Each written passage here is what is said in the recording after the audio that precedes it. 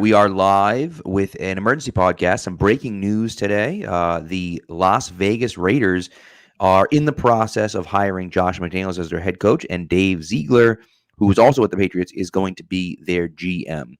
Uh, Seems like a pretty big loss for the Patriots here. I know McDaniels has gotten a lot of crap for play calling, and Keegan, you did a really nice job of tweeting that out, I think, on Twitter. But I think this loss is going to be pretty big for the Patriots.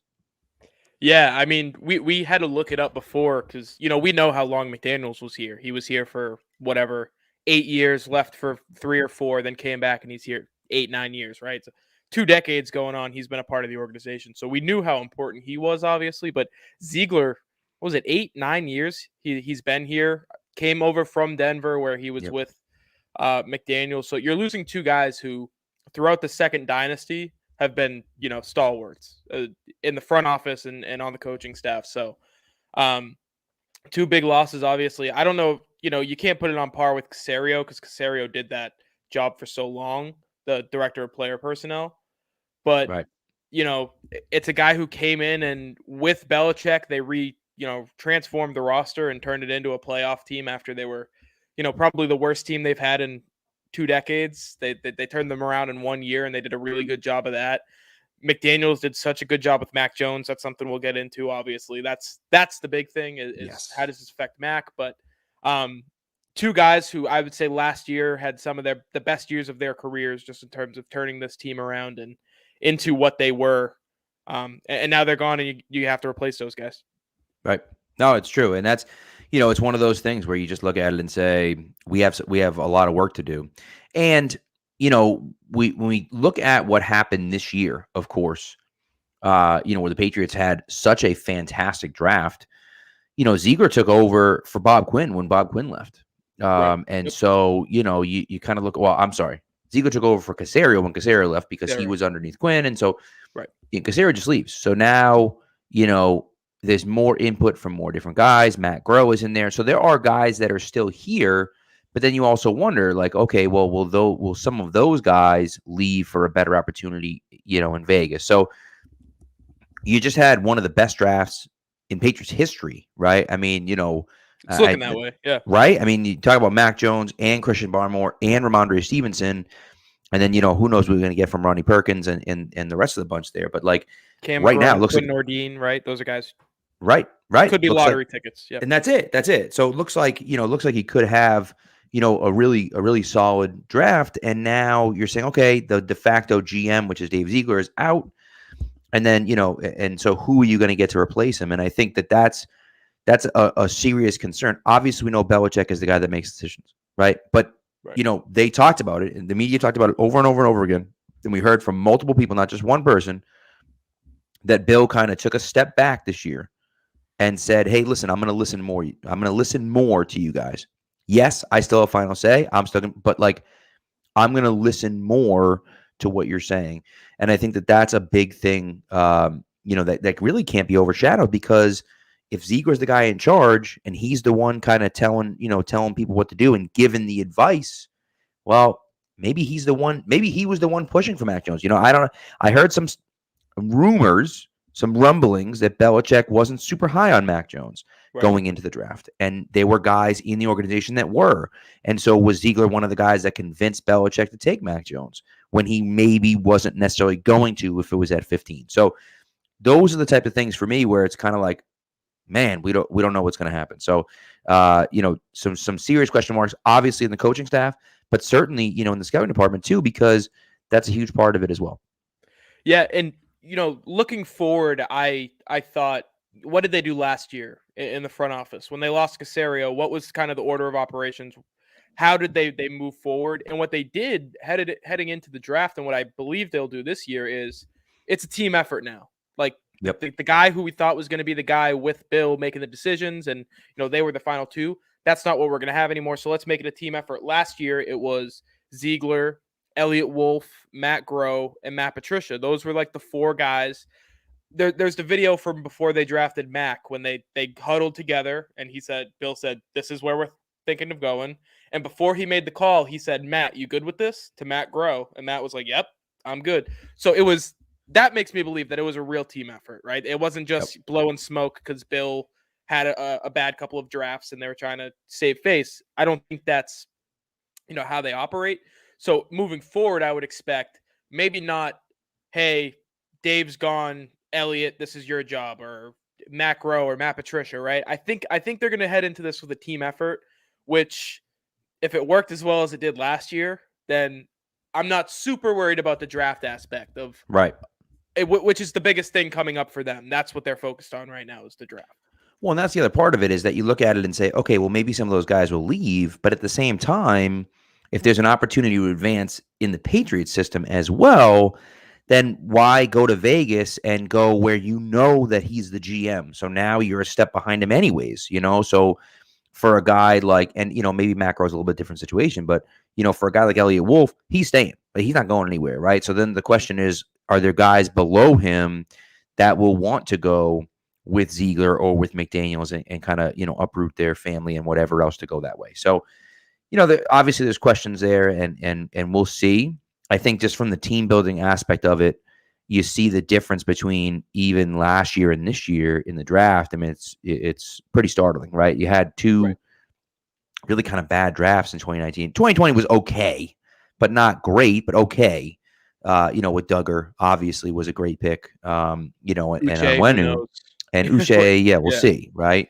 And so that's the thing. But in 2019, it was awful, right? 2018 was not great. So it's that's the stuff. So you see, okay, here we are, we're building towards something, and then you lose that guy, and it's a challenge. So the McDaniels thing is interesting, though, man. And I think this is where where we're going to see the biggest impact, and I think what we're going to be talking about leading up to the season is that yes, obviously Belichick is the guy. Belichick is the guy. He's the best coach of all time. But McDaniels essentially ran the offense, right? And everything that happened, I think for me at least, you look at it and say he had a huge hand in what happened with Mac Jones last year. And he was always there with him every single snap. Every time he was on the field and came off the field at practice, McDaniels was next to him talking to him. So the question becomes, who replaces him, number one?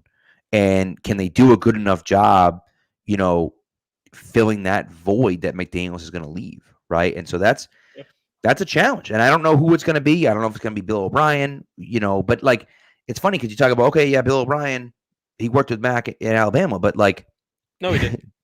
They didn't. Yeah, they never saw each other too. So that was there was no overlap there, which I wasn't calling you out on that. I was just right. Oh, he's at Alabama. Mac was just at Alabama. They had no overlap. Mac was gone when O'Brien got hired because that was after Sarkisian. So that's another thing where it's people just assume that these guys, but you have no idea. You have no idea if there's a relationship there, which is big. I'd say. I say the one thing that's good about where they can move forward with Mac is the quarterbacks coach who will become the head or the full-time quarterbacks coach. He was the assistant this year, Bo Hardigree. He was here all of last year. So there's somebody in the building that he has a relationship with. Obviously, Bo came in right around the same time, so maybe they have the same knowledge of the offense, which isn't a great thing, but they've got they've got something there where they can come back this year and be like, all right, we've got these two guys, they have a relationship, they're comfortable together, and then you can add another piece like a Bill O'Brien. That's the person I think of. I think it's a slam dunk. Hire him. It works. Correct. Toss crack every play. Never punting again. So you bring in a Bill O'Brien who knows the system. He knows the basic system of what Belichick likes to run on offense. Yep. He can execute it. He's far more inventive, I would say, than McDaniels ever was. Arian Foster has said he was the worst head coach I ever had, but he was the best offensive play caller I ever had, which is interesting, but I'll take it for what it's worth. He was not a good necessarily surprising though. Right. That's the thing about Bill O'Brien. We can get into Bill O'Brien a little bit because I think this is if I had to put my money on somebody getting hired, it's Bill O'Brien. So Bill O'Brien, for all intents and purposes, is a phenomenal offensive coordinator. He's never had a bad offense. Back when he was at Duke in 2003, they were putting up points at least, right? With terrible football players. Duke is a trash college football program. He knows how to call plays. but people view him as he's the guy who went to Penn State, wasn't really that good at Penn State, had like a middling Penn State team, then went to Houston. They went to the playoffs and lost like every year for 5 years. Yeah. Gets canned, right? So everybody has this idea of Bill O'Brien as this like goofball, but he's a great offensive coordinator. And that's what I think. You're bringing this guy in. He's not one of those offensive coordinators who has much of a say in anything other than calling the plays. Right. Because Bill Belichick's there. And Bill can kind of reel him in a little bit maybe of some of the things that you wouldn't want to see out of him. So I would say if they went out and hired him, if I were a Patriots fan, I would be very, very excited because that's a guy who can come in, knows the offense, hit the ground running, cultivate a relationship with Mac, because they have a similar background. We'll say that they haven't spent time together, but they have a similar background, and move forward without much of a hitch. Right. No, it's a good point. It's a good point. And I think the big thing with O'Brien is that, is he a really, I mean, I think that's the point. Is he a great head coach? No, I don't believe so. But he's a very good offensive mind. He's a hothead. I mean, really a hothead. But I think that would be interesting with Mac. Yes. So is Mac. Yeah, I know. Well, but so wasn't Brady, right? And so they would have it out. And I think that was beneficial for Brady at times, that they could kind of, they had some screaming matches on the sideline and stuff. And Mac does have, Chris Doherty pointed out over here, that Mac did teach Billy O the playbook, and he's right about that, right? Like Billy O came in, was hired in January, and worked with Mac to learn the Alabama playbook, even though Mac was leaving, obviously. But Mac had been there for the longest time, and he said, "Hey, listen, I got to learn this playbook." And so they work together. So they have, although they don't have to, practice together working on the field, they have worked together, in that sense. And so they have some sort of previous relationship. I just think for the Patriots, like, who else are you going to hire as the offensive coordinator? Like, Bill O'Brien makes the most sense, unless McDaniels is going to hire Bill O'Brien as the offensive coordinator, which would really surprise me if that happened. So, to me, that's the biggest thing. If you're the Patriots right now, if you're Bill Belichick and the Patriots, you're saying the only thing that matters right now is making sure our young quarterback, we keep things as consistent as possible for him. And so Sarkisian's not possible. Can't get him. McDaniels is gone. So now the next logical thing is Bill O'Brien. You already have a relationship with O'Brien. You already have those things. Now, they've talked about how, well, we'll see. I don't know. I think O'Brien makes a lot of sense. I went to a coaching clinic with O'Brien. The guy's a lunatic. He's completely insane. No, we've all seen the videos of him with, like, the juke plays, how he, like, he'll show a juke play and he'll be like, look at this play. Like, he loves it. And so yeah. He was talking about, we were looking at, because he's talking about, like, offensive. It was just a coaching class. I used to coach high school football back in the day. Like, for 1 year, I was like the assistant wide receivers coach at high school. But anyways, so we go to this thing at Patriot Place, and he's talking and he's showing and he's talking about play action. And he's like, this guy, Ray Lewis, that's Ray Lewis in the middle of the field. He's the best middle linebacker in the league.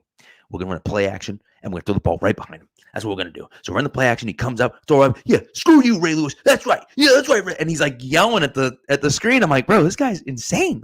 He's a football guy. It's so awesome. I love it. I do. This was interesting too to me, because it's something we haven't talked about. And this is Ryan Kieran, our favorite buddy boy right here. Oh, there he is. Are we surprised about McDaniels choosing Las Vegas? Because he says mid quarterback. I'd say he's a little bit better than mid. Broke owner, undeniably true. Mm-hmm. And the Ziegler connection, like the fact that he gets to go in with his own GM, a guy that they probably share a lot of ideas. Right. Is that the reason that he took that job? I'd say, how many opportunities this year was he going to get? Las Vegas seems like the only place that gave him a real shake, like a fair shake at it. There are some, I assume there are some franchises that straight up will not touch him because of the Colts thing. Yep. And I mentioned that, I said this is his third opportunity. Like if he doesn't have any success here, then it's kind of done. He's done. Right. Because that Indianapolis debacle, that was a strike, a big one. I'd say bigger than him sucking in Denver. By the way, he was right. He was right in the Indy one. He was correct. Yeah. Right? I mean, that gets overshadowed, but he was right. He saw the writing on the wall with Andrew Luck. He must have talked to Luck and saw that like his heart wasn't in it or his body couldn't, whatever, and he left, and then Luck left, and so he backed out, and he, obviously look, it's a bad look, and other teams are going to look at it and say, Dick man, move. screw that guy. You know what I mean? Like, absolutely, right? So, but at the same time, like he made the right move, right? So, anyways, so whatever. So you have that situation, but the interesting thing for me, what I look at is well, and so this is the thing, and Ryan talks about this. They both reportedly love Carr. I don't know, dude. If I'm them, I don't know how I pay Derek Carr. I just don't know how you do it. That's the thing.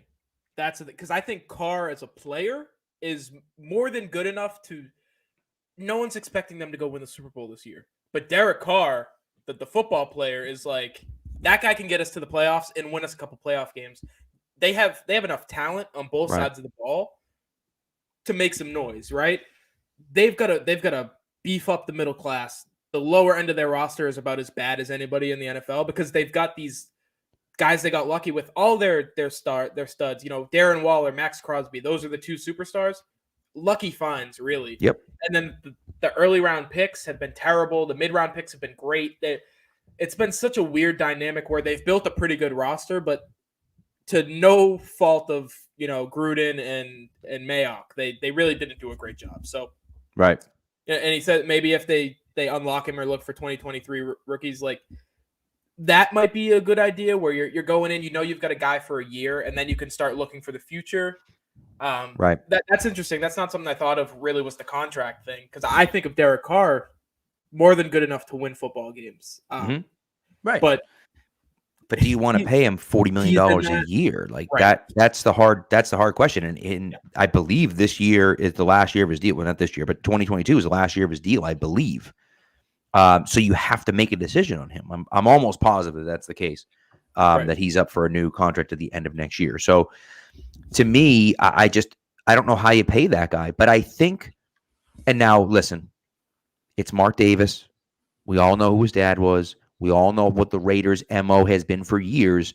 So it's very hands-on. It's very, I'm involved in everything. And supposedly now, if you believe the reports, we all do know his haircut. Supposedly, if you believe the reports, he wants to step back.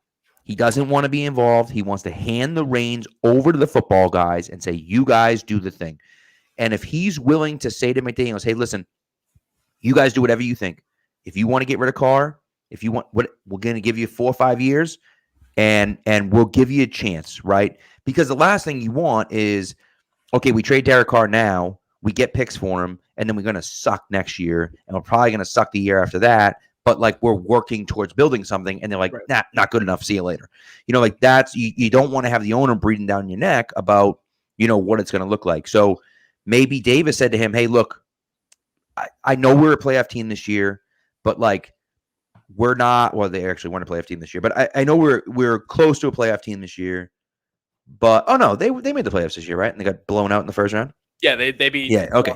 So I know we were a playoff. I know we were a playoff team this year. Like but you guys do what you got to do, right? If you got to tear this thing down and rebuild it, then so be it. Tear this thing down and rebuild it, because I don't want to compete for the playoffs. I want to compete for Super Bowls, right? And so we're going to give you 3, 4, 5 years to figure that out. And so if that would now things change in the NFL, and who knows what happens 2 years from now if they suck and he just says see you later. But if those are the assurances that he was given, I think that makes it a lot more likely, especially if he's able to take his own guy with him and they kind of can think together about, hey, this is who we want to have. So I think that to me makes a lot of sense. But again, that always stuff like that scares the hell out of me, Yeah. I will say Davis did a good job with hiring Gruden. It was a shit show from the start, especially with Mayock. We all know the situation that happened this year, but he was hands off. And if you look at those drafts that they've had where they're taking the first 3 rounds are exclusively like Alabama, Clemson, Ohio State, right. Like, you know what I'm saying? So those were Mayock and Gruden drafts. So you have to imagine that he was hands off and he allowed them to do what he felt that they needed to do. Yeah. But that was also John Gruden, who was such a polarizing guy coming in, and Mike Mayock, who was the TV guy, So it's a little different with this scenario. But what makes me believe that he will be a little more hands off is the fact that he hired two guys from an organization that they undoubtedly respect and are like, if even if they aren't, the number one options for either, they're going to come in and they're going to know how to instill a culture, fix the culture a little bit because they've gone through a ton of shit the last year in Vegas. So at the very least, they'll be able to kind of instill that culture. And I think that they'll be able to get the players behind them and everybody else behind them and, build a successful team if all goes right. I don't think it's a huge risk with these guys. So I do think he'll be hands off, let them do what they need to do, give them a few years to figure things out. But on the other hand, this was a playoff team this year with an interim coach with all a gigantic shitstorm behind what happened with them. They still made the playoffs. So even if you're a first-year coach and you're trying to, turn things around, that's the standard now. You're coming off a playoff season.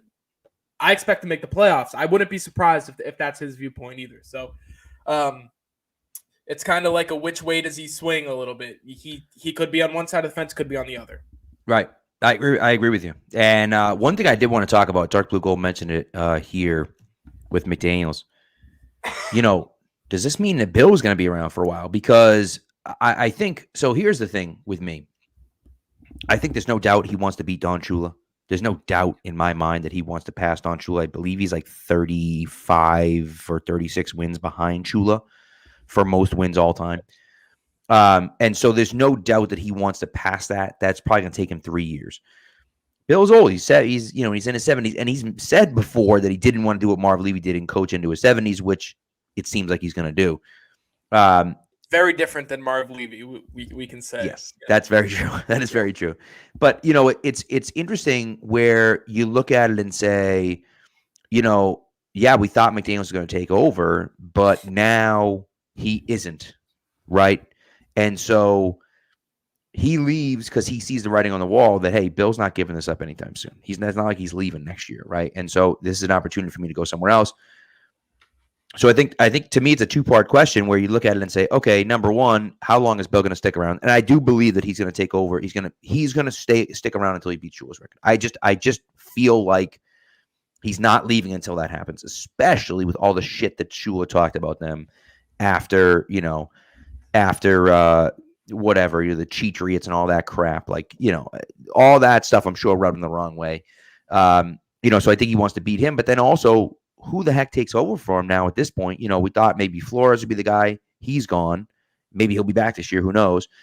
We thought maybe Matty P would be the guy. Nope. You don't want that guy as your head coach.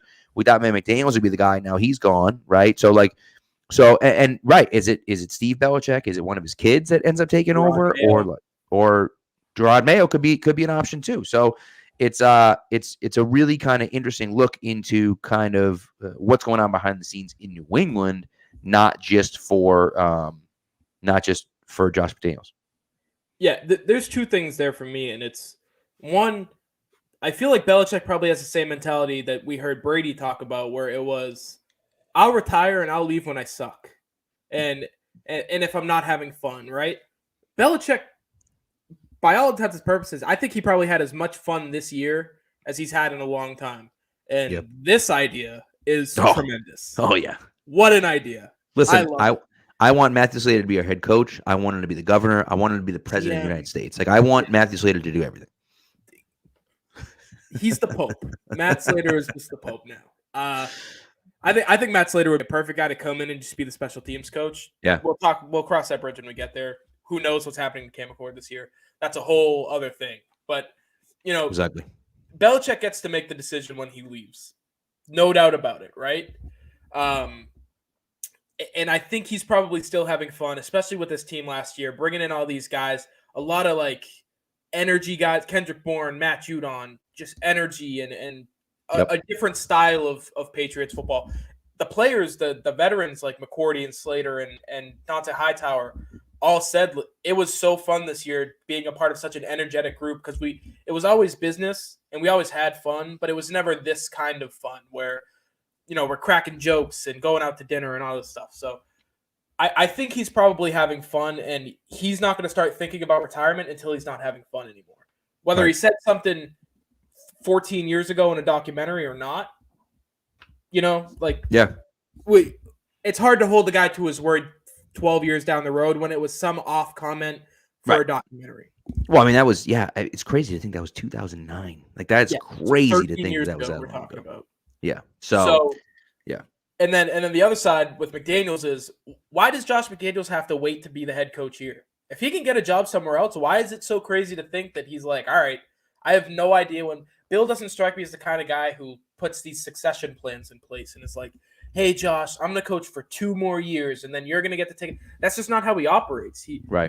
They've probably never had a conversation other than football. So, and I'll tell you what, that's a great point because we all remember, I resigned as the head coach of the NYJ. I'm sure he doesn't want to put anyone else in that situation because Bill Parcells put him in that situation when he essentially said Belichick is taking over for me. And, that pissed Belichick off. And I'm sure he doesn't want to put anyone else in that situation to be like, hey, listen, when I leave, you're going to take over for me, right? And, you have that conversation. And what if that guy's not ready? What if he doesn't want to stay? What if there are things going on inside that environment that he's like, no, I want to go somewhere else. I don't want to be here. So those are the hard things where, I just based on his past experience, I wouldn't be surprised if he said, no, there's no chance that I'm doing that to somebody else in my organization, someone that I trust and respect. Cause I'm not doing that. And then not only that, but then then he's undermining Mr. Kraft as well, right? Because now Kraft doesn't get the chance to hire the person that he wants to hire or the GM or whoever it is, so it's not one of those things. So we'll see. I do want to point out Dark Blue Gold tweet sent this. I was laughing at that while you were talking. So good. So good. Tremendous. Well it's done. True. It's very good. So putting somebody else in a situation like that undoubtedly rubbed him the wrong way. So he's here all week, folks. Dark Blue Gold. And I think the situation likely when he's ready to go, he'll know, with a little advance, maybe throughout that year, he'll know like, yeah, this is it for me. Then you start to get a succession plan in place. But just because he's older doesn't mean we have to start getting one now because who knows when he's going to be ready to go. He's different than anybody else we've seen before. So we can't, take the past and really try to figure it out like that just because that's not how he operates. Right. So we'll see. There are still, let's see, 1, 2, 3, 4, 5 head coaching jobs available. 4 people. We know that Gerard Mayo has interviewed for a few of them. Yep. One of them being the Texans. What did you say? Two of the 3 that he interviewed have been filled. That's correct. Denver and Las Vegas. Right. That is correct. So we'll see, what happens in Houston. But it is going to be interesting. It is going to be interesting to see kind of what happens. Dark Blue Gold, I have been interviewed for 0 of them, unfortunately. Shockingly. They don't think that I am. No, not even a high school QB coach. I was a high school wide receiver coach, assistant wide receiver coach. Stoughton High killed it that year. I coached 7- and 8-year-olds. I was the offensive coordinator. We scored 1 touchdown in 8 games. We were the worst. My nephew scored the touchdown. I'm proud of it. But, hey, there he is. There he goes. I don't think either one of us are getting a job anytime soon. Listen, I mean. 3rd to 5th grade girls softball. I've coached 2 seasons now. Okay. I've coached 2 seasons and I've been in the championship game both seasons. Lost in the first season and then won in the second one. I mean, I'm just saying. I'm not, I'm just saying. It's pretty good. If we're comparing resumes. Texas high school football record holder. Special teams is a spot that they need to fill. Like, see, there you go. Like, I could teach a drop punt like you wouldn't believe. Yeah. Oh, Bill would love that. So, but man, I mean, we'll see. We'll see what happens with these jobs. I am interested to see kind of who gets it and where they go. And, it seems like some of these teams that are still alive are going to be the guys that end up getting some of these jobs. I think that there was a report that said, who the heck was it? That one of the offensive coordinators that I was like, oh yeah, okay, that guy's going to get. Was it McDaniel? Mike McDaniel? That's it. Thank you. I'm like, who the hell was it? McDaniel was the guy that I think, who, by the way, is the hipster football guy. Like, I love that guy.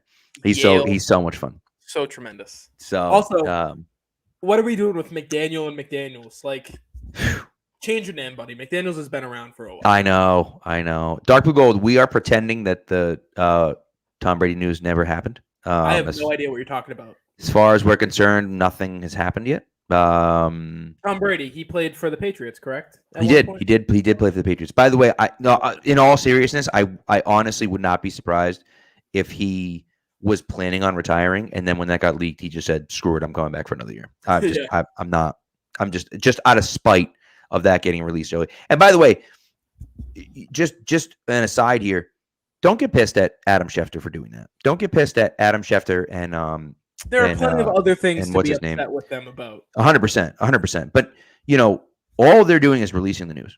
That's all they're doing. That's all they're doing. They're not, Darlington. Thank you. All they're doing is releasing the news. Someone gives them a story, they run with it, and because it's a legitimate story, so you run with it. That's what happens, right? It's not like some internet troll, on Twitter making up stories. These are real reporters who are getting inside information. When Brady left and went to Tampa, guess what? Nobody had that story. Nobody knew. Then all of a sudden, day of, it's like, oh, Brady's going to Tampa, and you're like, what? Like nobody had that information because nobody talked. Someone in Brady's camp talked, or somebody made something up and was a trusted source and gave them bad information. And, it's like for Darlington and Schefter to both have it together tells you that there are some high-level people that are, this isn't Joe Schmo in the laundry room giving these guys information. These are like legitimate sources that are giving these guys information. And that's, and then it's like, what are you going to do? If you're wrong, you're wrong. And it's just like, it is what it is, So that's the stuff for me where it's like, you can't really blame the reporters in the situation because they're just doing their job. That's their job. You get information, you run with it. That's the way it goes. And, we've seen them, or we've seen Schefter multiple times this year not do his job. And, right. Be a bad person. So you can be mad at him about that stuff. Who cares that he got a story wrong? It happens to all of them. Right. Rappaport got earlier this year too. So right. Right. And that's the thing. And listen, there's a chance that it's a legitimate story and that he is going to retire and he's just blowing smoke because he wants to do it on his own terms, or he wants to wait until after February 5th when his $15 million bonus, when his $15 million salary guarantees for the year.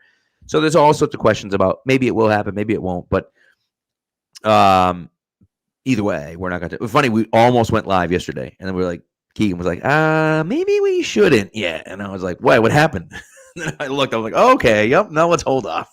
Well, so, I'm looking at the ticker on ESPN right now, and it says ESPN, Tom Brady retiring after 22 seasons. They are digging their feet. They have to. At this point, they have to. You got to stick by it. And it's Schefter, too. It's not like it's some low-level schmuck. Yeah. It's Adam Schefter. Like, if Schefter got this one wrong, ESPN's going to have to take they're going to have to take a lap. Like, take a lap. You know what I mean? Like, it's just... Yeah. And Schefter's gotten things wrong. Jeff Darlington, I don't think has ever gotten anything wrong in his entire life. Like that... No. He's the most trusted guy. He just doesn't get as much stuff as Schefter does. Well, and that's the thing. He doesn't, because he's not in the breaking news. Right. He's not in the breaking news world. So when Darlington gets the news like that, he's like, whoa, okay, let's run with it because now I'm only getting legitimate stuff. And so like that's the part, that makes it even more kind of believable. Right. But we'll see. Either way, it doesn't matter. And it doesn't affect the Patriots because he doesn't play for the Patriots. So obviously we'll talk about it. It has nothing to do with us. What this guy? Right. What did he ever do for the Patriots? Right. Totally true. So, anyways, are we doing predictions? Let's do predictions. All right, let's do it. I like it. Keegan, you start. I'll leave your words. You put them perfectly on Twitter. I've got Los Angeles, who was my Super Bowl favorite heading into the year. I thought they were going to win the Super Bowl, so I've got them. Kansas City. They're just better than Cincinnati. So Kansas City versus Los Angeles in the Super Bowl. I think that'd be a hell of a game too. Yeah, it really would be. And my words, as you put it on Twitter, were my heart says Cincinnati and San Francisco, but my brain says Kansas City and LA. And so, wait a second, getting a phone call. I think it's a no school. I think it's a no school thing. All right, live. Let's no. You want? Let's hear it. Hello. Good afternoon, Taunton Public Schools community. This is Assistant Superintendent Brenda Moynihan. After this weekend's blizzard, our groundskeepers, custodians, and city staff will need additional time to make our schools and streets safe for our students and staff. Therefore, there will be no school tomorrow, Monday, January 31st, 2022. Live look. There we go. Did she Live say her announcement. name? Bridget Moynihan? Live announcement. No, Brenda Moynihan. Almost. I was like, what a story. Pat works for Brady's ex-girlfriend. Unbelievable, right? Unbelievable. So here's the problem. Here's the issue. Okay? Here's the issue. Before the snow day, we were getting out Wednesday the 22nd. Now we're getting out Thursday the 23rd. We are leaving for Disney Friday night the 24th. In June? In June. That's which my birthday. means Can I come? Yeah, sure. Sick. Which means which means now if I have 2 more snow days, I'm gonna miss the last day of school. I'm like, what are you gonna do? I had to write a letter to the superintendent and be like, hey, so book this thing before, what are you gonna do? Yeah. So anyways, that was fun. Little on-air thing. So yeah, anyways, before footage.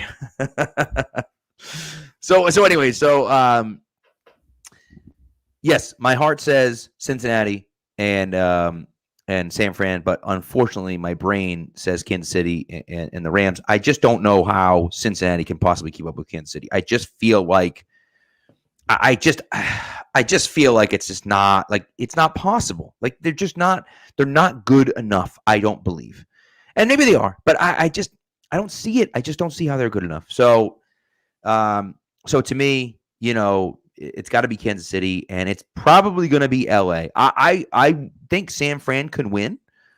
I just think the Rams, man, are really good. And I almost want the Rams to win because I want other teams to be like, screw it. Let's just trade all of our draft picks. As long as it's not the Patriots.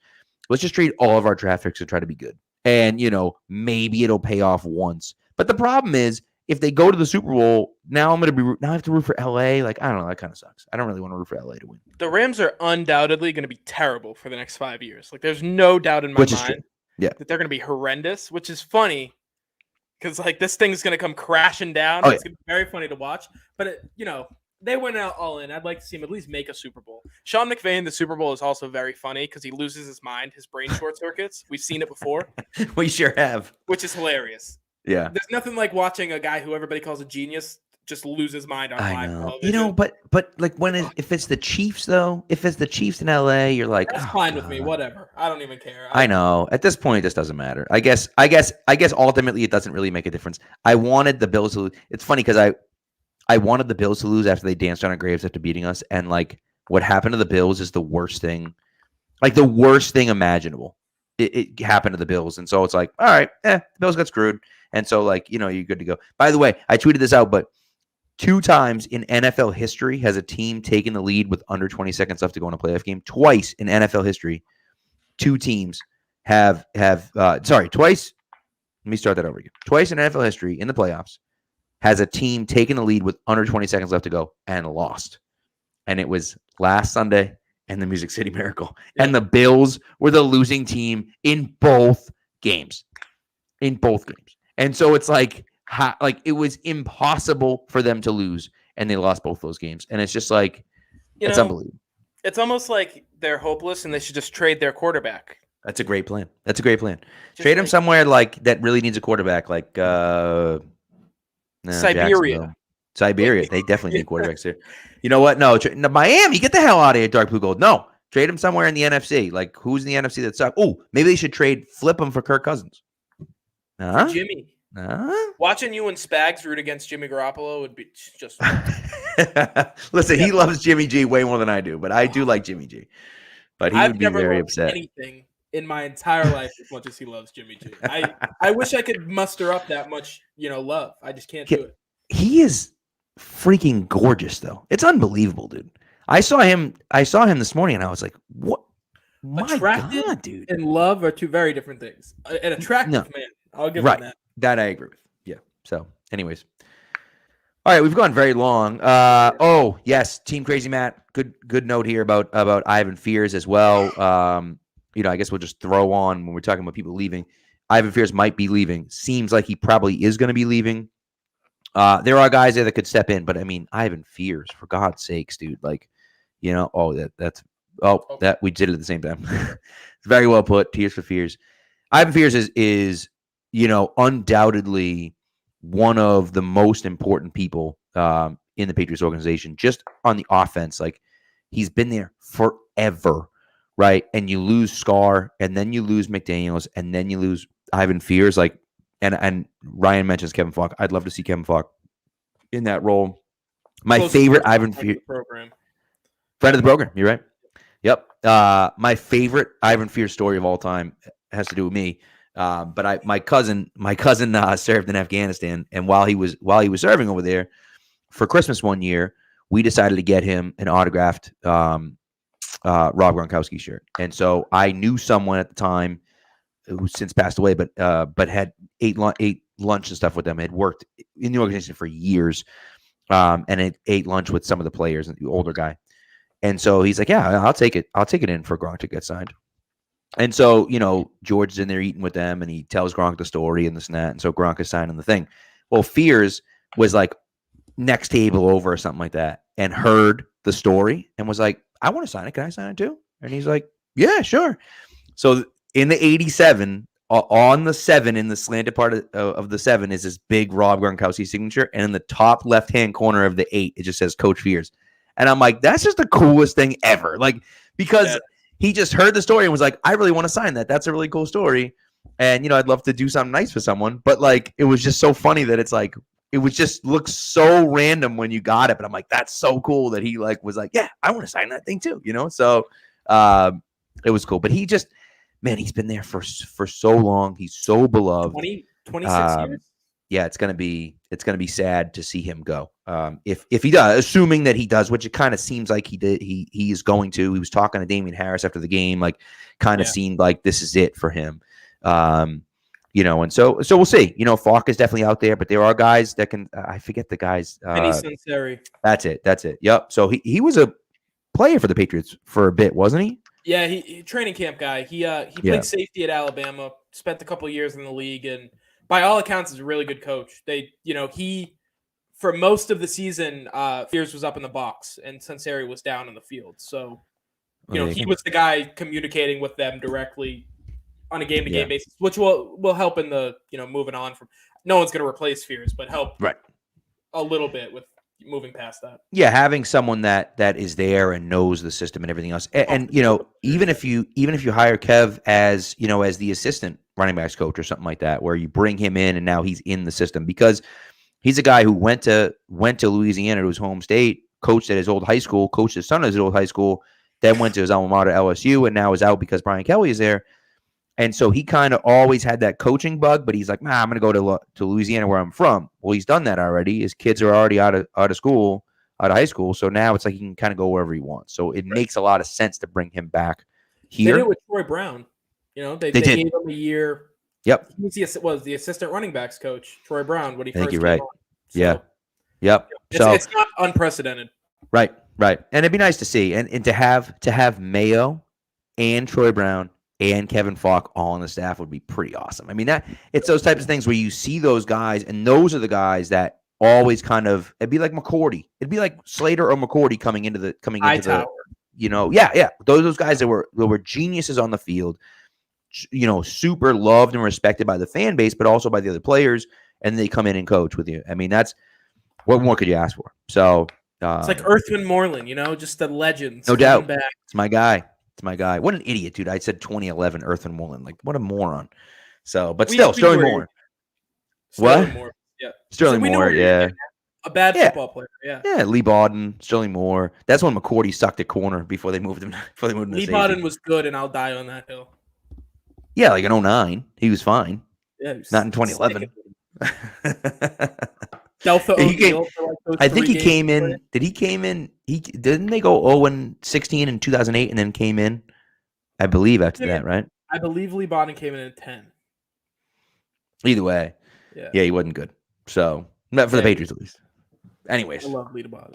Delta O'Neal, never forget. Played like 2 games and then retired.